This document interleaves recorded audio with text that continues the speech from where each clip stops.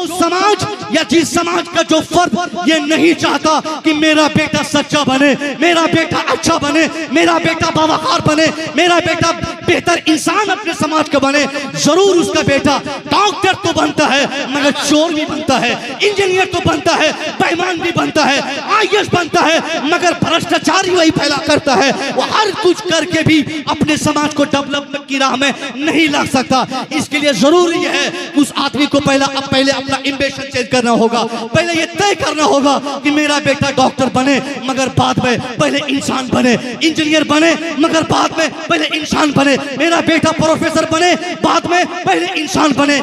इंसान बनाए बगैर आदमी जब डॉक्टर बनाएगा, वही तालीम वही शिक्षा उस इंसान को पैसा तो दिला देगी मगर इज्जत नहीं दिला पाएगी, शोहरत तो दिलाएगी, वकार नहीं दिला सकती। उस इंसान के घर तो बन जाएंगे मगर उनका शौर कभी बेदार नहीं हो सकता। इस बेदारी के मुहिम को आगे बढ़ाने के लिए 1450 साल से लगभग एक ही फिक्र इस्लाम दे रहा है।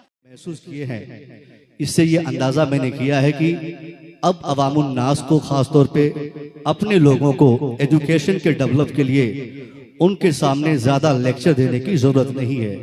हर खास व आम को तालीम की अहमियत का अंदाज़ा हो गया है। दुनिया का सबसे घटिया इंसान हम और आप जिसे भी समझते हो, उस घटिया इंसान की भी ये फिक्र रहती है कि मैंने अपनी ज़िंदगी तबाह की, शराब में, नाच में, गाने में, फजूलियात में, मगर मेरी आने वाली नस्ल तालीम याफ्ता हो, मेरा बच्चा पढ़ा लिखा हो, जिसके तनाजुर में शहर चाहे बिहार का हो या बेंगलोर हो, शहर चाहे दुनिया का कोई भी ऐसा कैपिटल हो जिसे आदमी सबसे ज्यादा हसरत भरी निगाहों से देखता हो, हर शहर में स्कूल, कॉलेज, यूनिवर्सिटी, छोटे छोटे मंटेसरिया, कॉन्वेंट्स हर जगह खोले जा रहे हैं। यहाँ तक कि होम ट्यूशन पढ़ाने वाले आज इस जमाने में इस कदर अवेलेबल है। आप जिस चौराहे पे चाहे, जिस घर में चाहे, जिस दरवाजे पे चाहे, जिस छत पर चाहे या जिस छत के नीचे चाहे, आप होम ट्यूशन के लिए आदमी तलब करे तो वहां तक आदमी पहुंच सकता है। यानी तालीम के फरोग के लिए आज इस जमाने में इस कदर सर से पांव तक बेदारी आ गई। हर आदमी पढ़ना चाहता, क्योंकि लोगों को समझा दिया गया है नहीं पढ़ोगे बर्बाद हो जाओगे, नहीं पढ़ोगे तबाह हो जाओगे।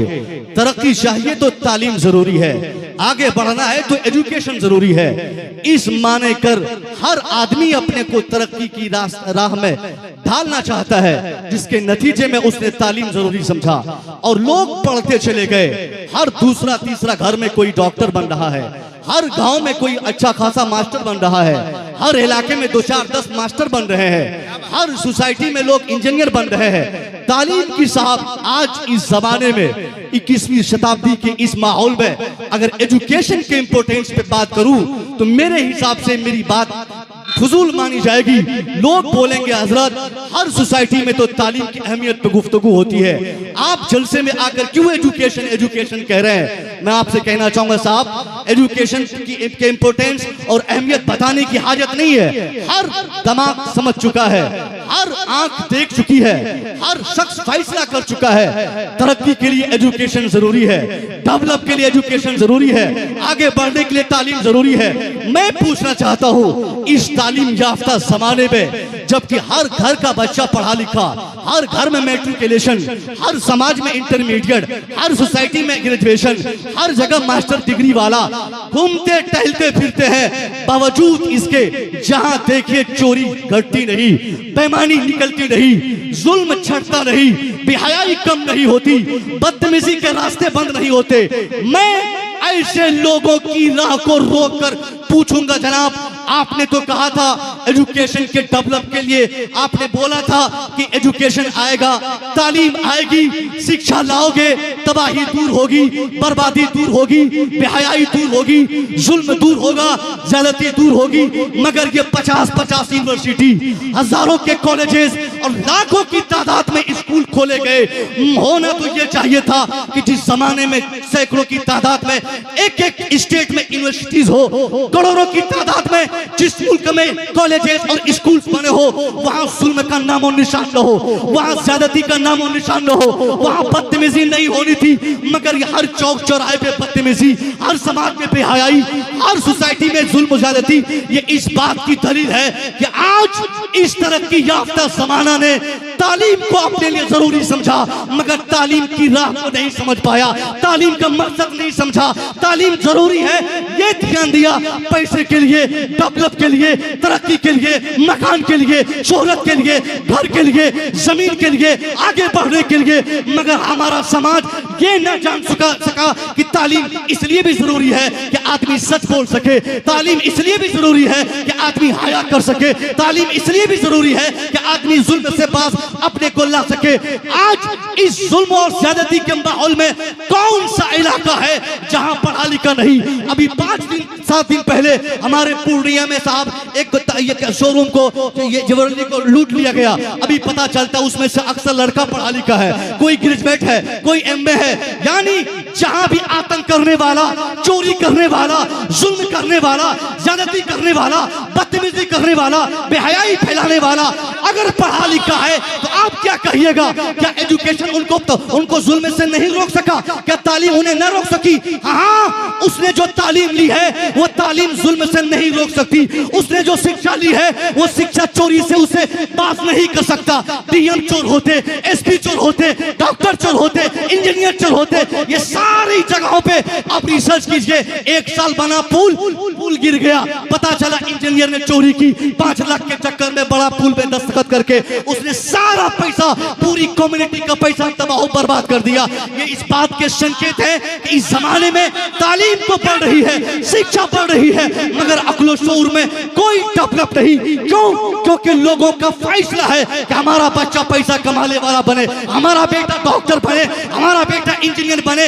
जो समाज या जिस समाज का जो फर्द ये नहीं चाहता कि मेरा बेटा सच्चा बने, मेरा बेटा अच्छा बने, मेरा बेटा बावकार बने, मेरा बेटा बेहतर इंसान अपने समाज का बने, जरूर उसका बेटा डॉक्टर तो बनता है मगर चोर भी बनता है, इंजीनियर तो बनता है, बेईमान भी बनता है, आईएएस बनता है मगर भ्रष्टाचार ही वही फैला करता है। वो हर कुछ करके भी अपने समाज को डेवलपमेंट की राह में नहीं ला सकता। इसके लिए जरूरी है उस आदमी को पहले अपना एम्बिशन चेंज करना होगा। पहले ये तय करना होगा कि मेरा बेटा डॉक्टर बने मगर बाद में पहले इंसान बने, इंजीनियर बने मगर बाद में पहले इंसान बने, मेरा बेटा प्रोफेसर बने बाद में पहले इंसान बने। इंसान बनाए बगैर आदमी जब डॉक्टर बनाएगा, वही तालीम, वही शिक्षा उस इंसान को पैसा तो दिला देगी मगर इज्जत नहीं दिला पाएगी, शोहरत तो दिलाएगी, वकार नहीं दिला सकती। उस इंसान के घर तो बन जाएंगे मगर उनका शऊर कभी बेदार नहीं हो सकता। इस बेदारी के मुहिम को आगे बढ़ाने के लिए 1450 साल से लगभग एक ही फिक्र इस्लाम दे रहा है। इस्लाम की फिक्र है कि पहले इंसानी तालीम आगे बढ़ाओ, पहले इंसान को इंसान बनाओ, पहले एक आदमी को बावकार बनाओ, जिसके लिए मदारिस की जरूरत पड़ती है, मकतब की जरूरत पड़ती है। मदारिस बनने हो, मकतब चालू हो, हर जगह बड़े बड़े मदारिस हो। मगर ये सीमांचल में अगर मैं मदरसा बनाने को हूँ, ये सीमांचल वाले आंख दिखा के बोलेंगे हजरत ये फालतू की बकवास क्यों कर रहे हैं, हमारी पैदाइश मदरसा के लिए नहीं। बार बार 3 साल से कटिहार, अररिया, किशनगंज, पूर्णिया इन इलाकों में घूम घूम कर मैं खुद बाज़ाब्ता जा जाकर लोगों से मैंने कहा है कि साहब 5 जलसे कम करो, 1 मदरसा बनाओ, 1 साल जलसा मत करो, मदरसा बनाओ, 2 साल जलसा मत करो, मदरसा बनाओ। आज भी हमारे बच्चे जब जाते हैं अशरफिया, हमारे बच्चे जामियातुर रज़ा, हमारे बच्चे जामिया नईमिया, हमारे बच्चे जामिया अमजदिया, कभी उत्तर प्रदेश की तरफ, कभी साहब गुजरात की तरफ, कभी बेंगलोर की तरफ धक्के खाने पड़ते। बिहारी का तमगा उनको लगा के लोग गालियां देते नहीं थकते, उनको बोलते है बिहारी भाग तेरे यहाँ क्या है, ऐ बिहारी जाग तेरा यहाँ क्या है।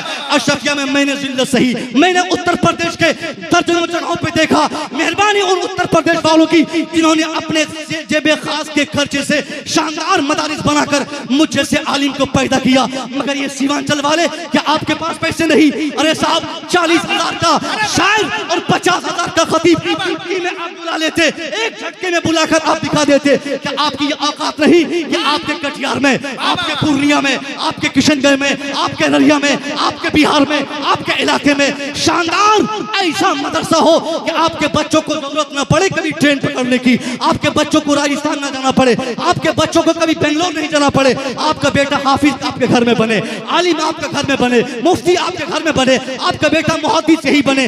अली बाता से हाफिज, आलिम, कारी, मुफ्ती, मुहद्दिस, मुफक्किर जो बनाना हो वो खालिस आपके बच्चे आपके यहाँ रहकर बने। इसके लिए आपको आगे आना होगा। सिर्फ ये कहकर कि कटिहार बड़ा शहर, पूर्णिया बड़ा शहर, सीमांचल मुसलमानों का गढ़ है, कोई एक मदरसा टंके की चोट, और ये कैमरे के सामने कह रहा हूँ, सीमांचल में आप दिखा सकते हैं तो ये दिखा दीजिएगा कि बहुत बड़ा जलसा हो गया। सीमांचल में आप ये दिखा दीजिएगा इतने करोड़ के जलसे हो गए। सीमांचल वाले ये बता सकते हैं इतने महंगे शायरों और खतीब को मैंने बुलाया, मगर सीमांचल वाला ये नहीं बता सकता कि मेरा एक मदरसा मेरे जिले का सबसे बड़ा और सबसे अच्छी तालीम का मदरसा है। कोई सीमांचल का फर्द ये नहीं कह सकता कि मेरे सीमांचल का फलाना मदरसा तालीमी लिहाज से, इमारत के दृष्टिकोण से बिहार का, भारत का 10वें नंबर पे भी आने वाला मदरसा हो सकता हो।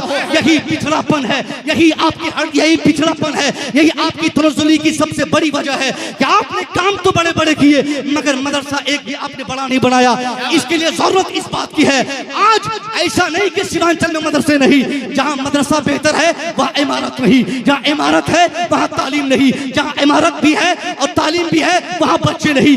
इसके लिए सबको मिलकर एक मिशन के साथ कटिहार शहर के इस टीएस कॉलेज के इर्द गिर्द नवा में बसने वाले इस पौष इलाके में सरकार फख्र बिहार के मगर के जस्ट सामने एक फलकपोश इमारत पर मुश्तमिल एक शानदार मदरसे के कयाम के लिए हम सबको इस अज़ीमुश्शान जलसे में हलफ लेना होगा कि सरकार फख्र बिहार ने जो मिशन चलाया था, खामोश बैठकर जो एक छोटे से मकतब-नुमा मदरसे के कयाम के बाद आपने दर्जनों शागिर्द पैदा करके समाज को शानदार मुफ्ती दिया, समाज को शानदार कारी दिया, समाज को शानदार शायर दिया, समाज को शानदार खतीब दिया, समाज को शानदार मुफक्किर दिया। उसी सरकार फख्र बिहार की इस अज़ीमुश्शान तहरीक को आगे बढ़ाते हुए मौलाना गुलाम गौस के हाथ को मजबूत करने के लिए ये शानदार मदरसा बनाकर हम सीमांचल नहीं बल्कि बिहार वासियों को ये पैगाम दे दे कि हम सिर्फ जलसा नहीं बल्कि मदरसा भी बड़ा बनाना चाहते हैं। नारे रिसालत, सामने से नौजवान खड़े होकर नारा लगाइए, नारा लगाइए, अल्लाहू अकबर, या रसूल अल्लाह, या रसूल अल्लाह, जिंदाबाद जिंदाबाद। जामिया रज़विया तेगिया रूहुल उलूम, अरे जोर से जामिया रज़विया तेगिया रूहुल उलूम, अमानत अहले सुन्नत, मरकज़ अहले सुन्नत बरेली शरीफ। आपको मदरसा बनाना होगा एक एनी हाउ, इसके लिए कुर्बानी देनी पड़ेगी। भीख नहीं मांग रहा हूं आपसे कि आप भीख दीजिए मौलाना को, वैसे भी आप में से, हम में से बेशतर लोगों ने हमारे उलमा को बिगाड़ी समझा। दुनिया कहती है madrasa is a symbol of terror, madrasa is a symbol of fear, मदरसा खौफ की अलामत है, मदरसा दहशत का अड्डा है। और इसी तराजू में मुसलमानों ने भी मदरसे की पहचान बताते हुए कहा madrasa is a symbol of beggars, madrasa is a symbol of poors, मदरसा गरीबों की आमादगाह, मदरसा फकीरों की आमादगाह। हमारे लोगों ने कहा और इन मौलवियों को चंदा मांगते वक्त हमारे उलमा को कहा आ गया मौलवी भीख मांगने, अब मदरसा बनाएगा। मैं एक सवाल करता हूं आपसे, अगर आप इन्हें भिखारी कहें और ये अपने सर की बोरी को पटक दे, धान को पटक दे, वसूला छोड़ दे, मदरसे के लिए बाहर जाना छोड़ दे, मदरसा बनाना, मदरसे की बात करना, फिर ये ऐसा होगा कि आपकी हमारी बेटियां अदनंगी नाच अपने घर पे नाचेगी, उसे मना करने वाला कोई नहीं होगा। मस्जिद के मुतवल्ली और मस्जिद के मुअज्जिन अजान दे देकर थक जाएंगे, नमाज के लिए कोई एक फर्द जाने वाला नहीं होगा। अगर आप चाहते हैं कि आपका इस्लाम आपके समाज में हसास बचास शक्ल लेकर हमेशा तैयार रहे तो इसके लिए जरूरी है कि मदरसे को हमेशा आपको जिंदा रखना होगा।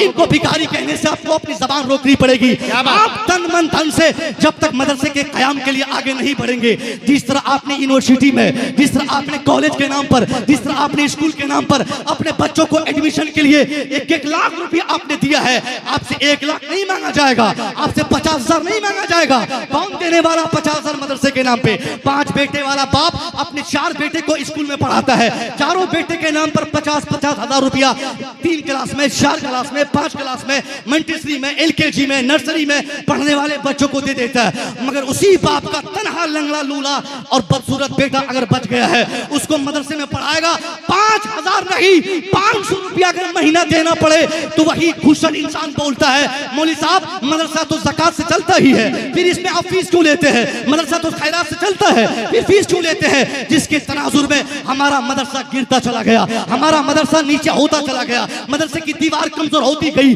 बच्चे यहाँ से भागते रहे। नतीजा क्या निकला? 100 बच्चे पर एक बाथरूम, 200 बच्चे पर एक टॉयलेट, 300 बच्चे पर एक इमारत, जिसके नतीजे में गरीबों का मदरसा होके रह गया, अमीरों के पैसे वालों के बच्चे मदरसे न आ सके।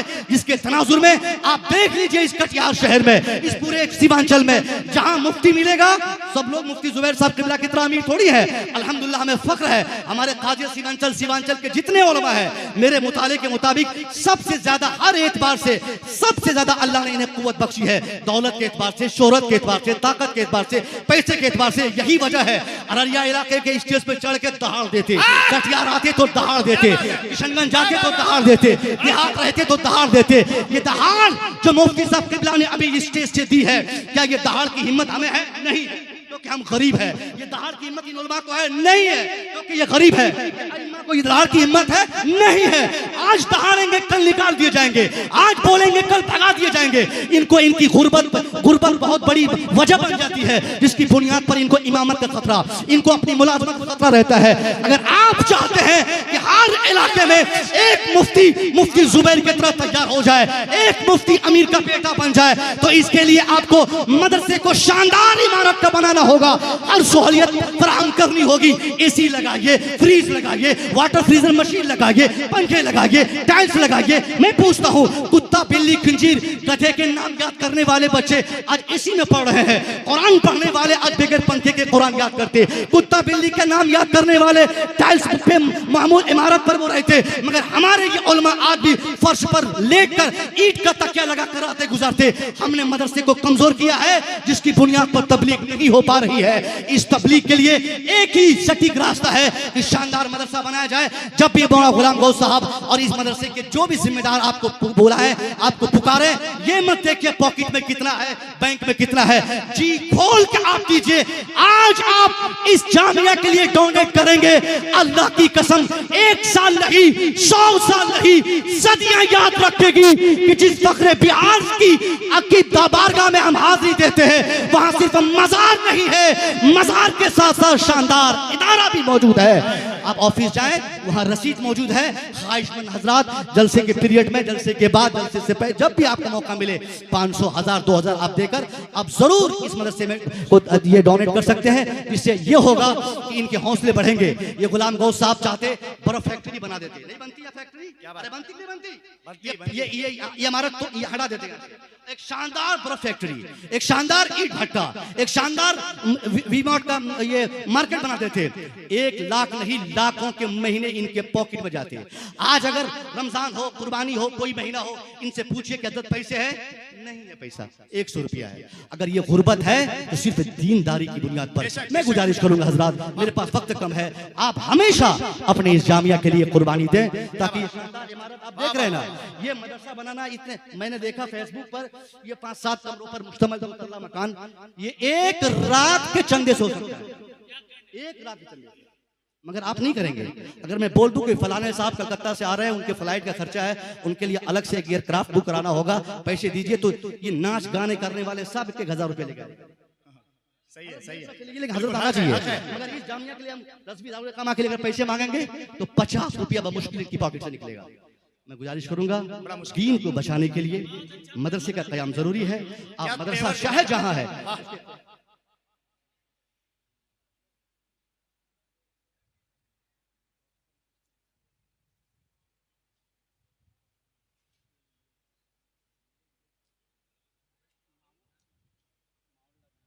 तो ये इमारत बनने को है। इसके लिए कमेटी वाले खास तौर पे आपसे मैं कहूंगा, आपको मिलना ही है, हजरत से मिले, मौलाना गुलाम गौस साहब से मिले या साहिब सजादा से मिले, किसी से आप मुलाकात करके दिल खोल के आप रसीद कटवाएं, 1000-2000 रुपया दें, ताकि वक्त रहते 2-4-5 महीने में इसका काम तेजी से आगे बढ़ाया जा सके और फिर ये कटिहार हर एतबार से मरकजियत का हामिल हो जाए। और जिस कटिहार की जात सरकार मुफ्ती कटिहार पर मुझे फख्र हासिल है, उसी सरकार के आस्थाने से सटा इस मदरसे की इमारत पर भी हमें फख्र हो। अस्सलाम वालेकुम।